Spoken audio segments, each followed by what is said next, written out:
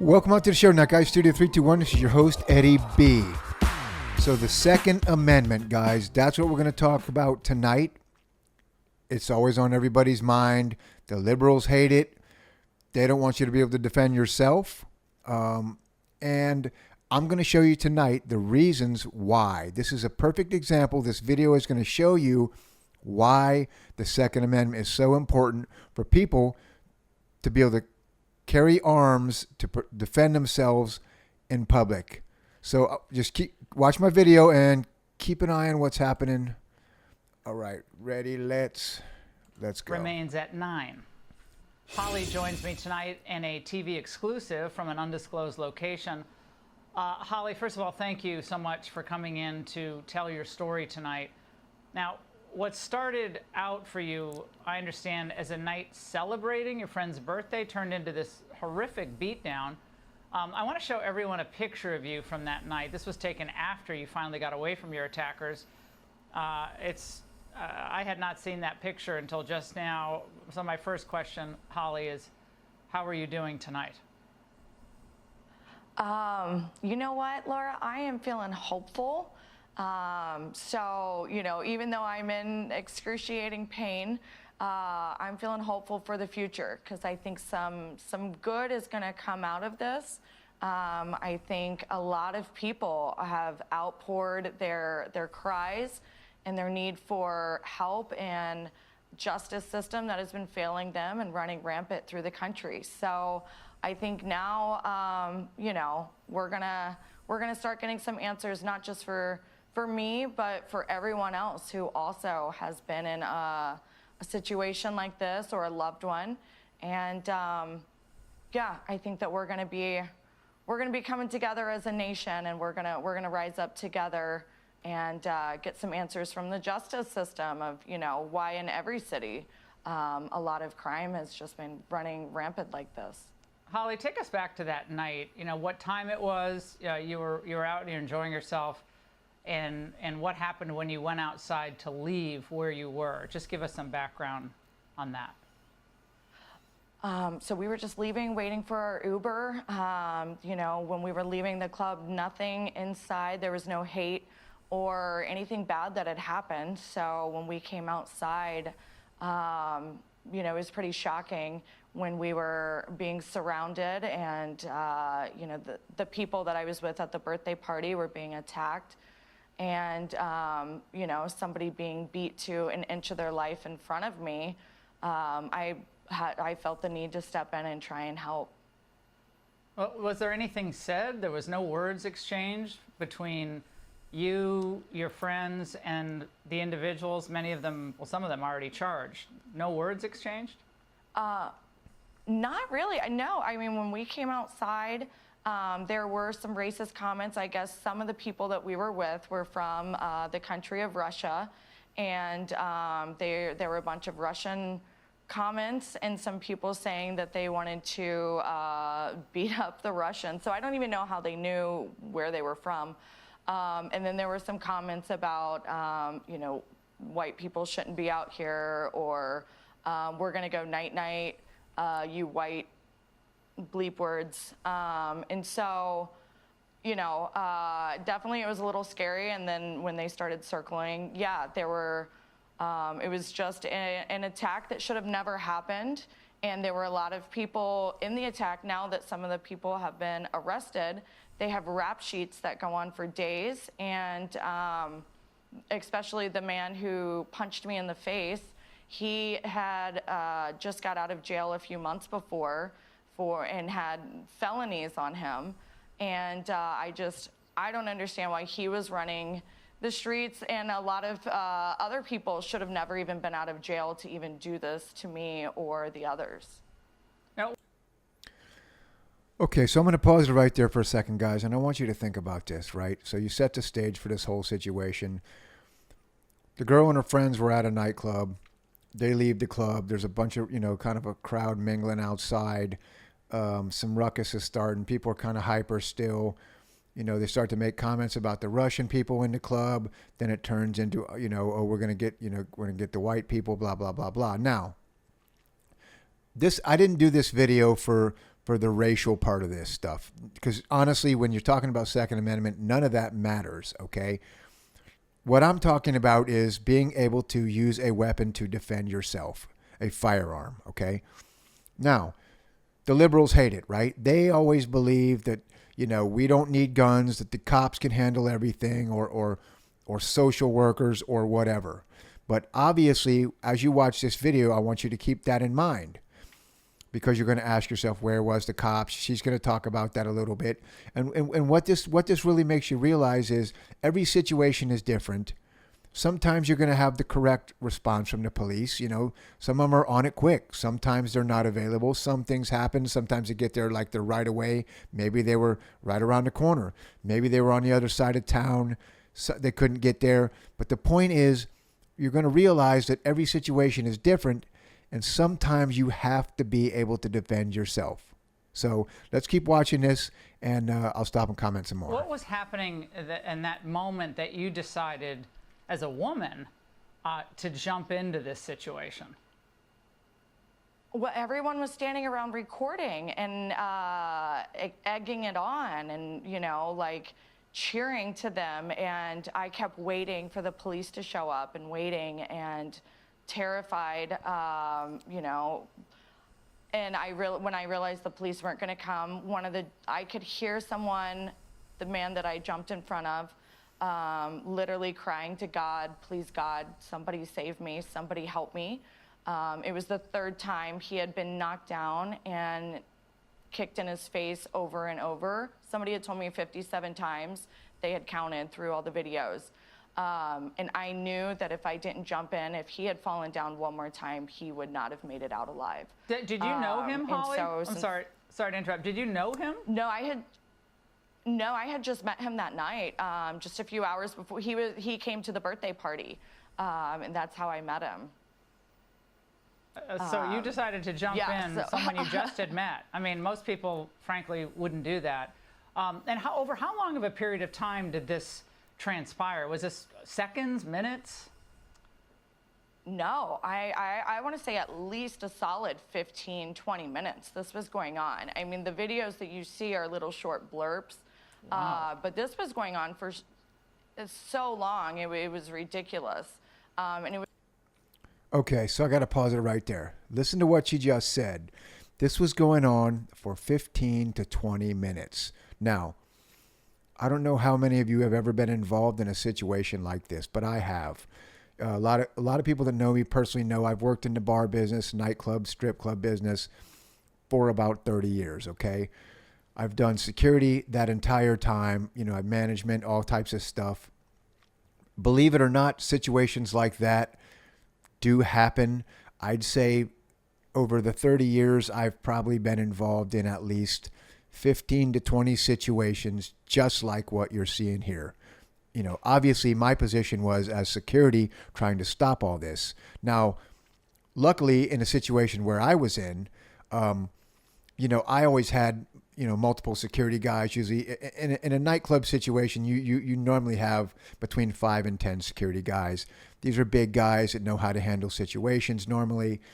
And, you could run up in the middle of a crowd like that and start dragging people off. You would, in a situation like that, I would have ran right into the middle, grabbed the people on the ground, basically, and just started dragging them away from the fight, right? Rest of the security guys would have been backing people off, and it would have been over with.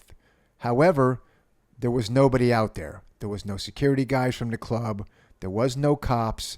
And so you're talking about, between 10 and 20 minutes of straight beatdown. Now, something else on that, I wanted to touch on, because I've seen how crowds can get, they can get spun up into a absolute frenzy. And the truth is, a lot of times it's even decent people, man. They get so caught up in this crap, they go nuts. They're just, they're just jumping in, they want to get their licks in. But you have to think about something, right? If I don't know, for whatever frustration reasons you have, you want to run up and kick this guy one time, right? Well, he might have already been kicked 15 times by other people. So you're talking about a 15, 20-minute period where someone is very likely to die. I mean, very likely to die. I've seen major concussions. I've seen people have to get airlifted where they've had brain bleeds. I've seen a lot of that stuff over the years. So acting like this is just a little, like a brawl or, oh, everybody wipes off your blood and goes home and is okay. That's not the way it is. These situations can very, very easily turn into a death. And the truth is, a lot of times there's not people around to defend you. So let's watch this. It's like one crowd would come in and start beating on them, and then another crowd would come in and take their turn. So it wasn't going to stop. It's not like one crowd came in and had their fun kicking them, then there would be more that would come join in.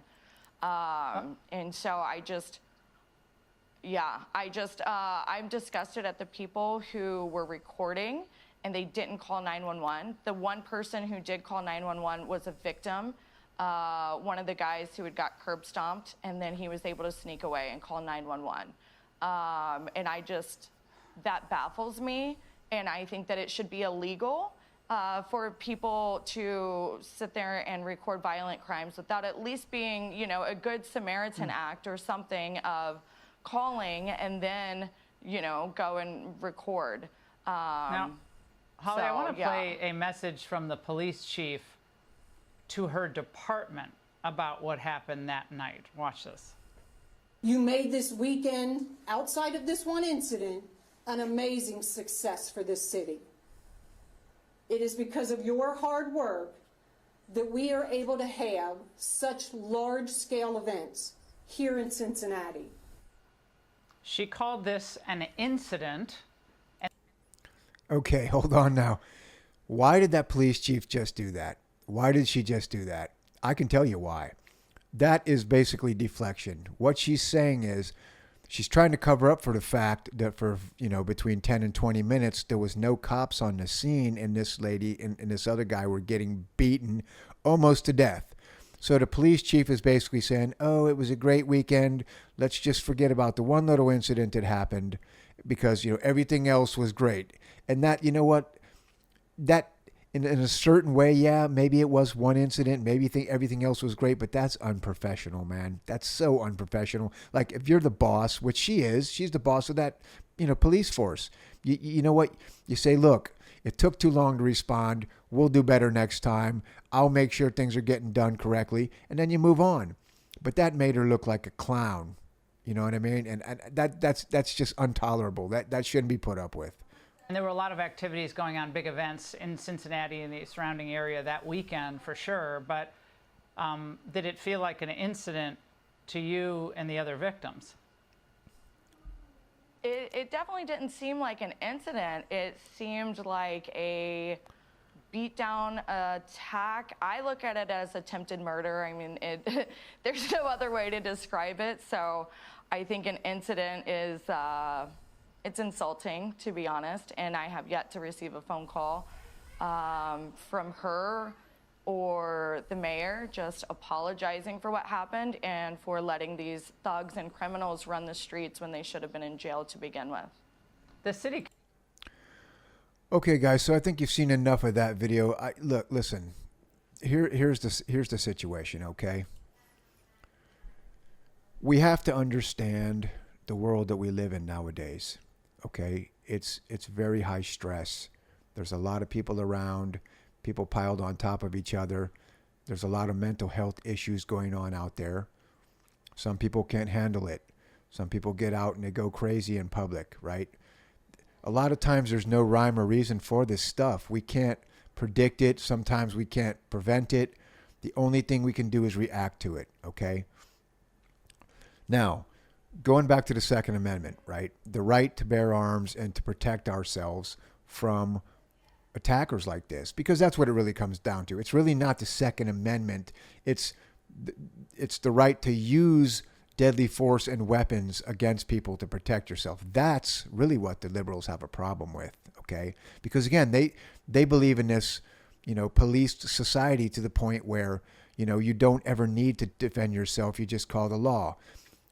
But this video is a perfect example of why that doesn't work, okay? Every city's different. Every area is different. Hell, every cop is different, right? Now, I know some badass cops, some dudes that are fire breathers, man.